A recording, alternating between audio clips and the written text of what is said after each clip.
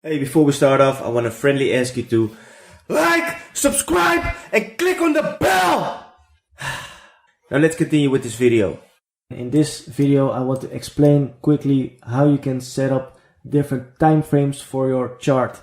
So in this case, you can see that I have selected the 4-hour chart. You can see that over here you have the candles on the chart. By default, the candles are green and red. Green means price action is going up. Red means price action is going down, and each candle represents the time frame that you have selected. So in this case, it's 4 hours. So that means that each candle represents 4 hours. So to give an example, in this case, this candle, if I hover over it, you can see the line, and below that you can also see the date and the time. You can see this candle opened up on 6 o'clock in the morning on the 15th of August. And if I go to the next candle, you can see it opened at 10 o'clock. So that's 4 hours later. And if I go to the next candle after that, you can see 2 o'clock.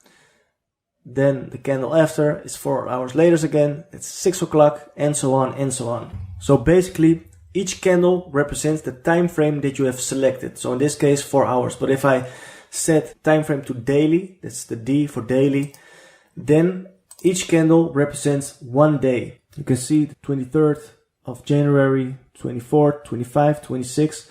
That's basically how it works. How you can choose a time frame. By default, a couple of time frames are already visible over here.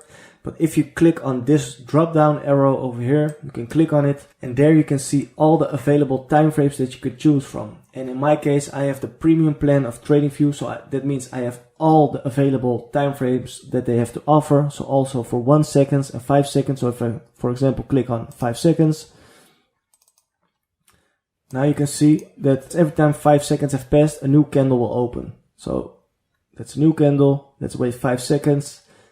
And then the next candle will open like that. So by clicking on this arrow, the drop down arrow, you can select all the available time frames. And if you want to add a time frame to your favorites, you can click on the star icon. And if you select it, then it will be added to the time frames that you see over here. That's what you need to know about time frames. One thing that you have to keep in mind that is, the higher the time frame, the more reliable the information on the chart is. So if you go for a daily time frame, or a 6-hour time frame, or a 4-hour time frame, then the analysis on the charts are much more reliable compared to very small time frames like the 10 minutes, 15 minutes, 30 minutes, or even 1 hour.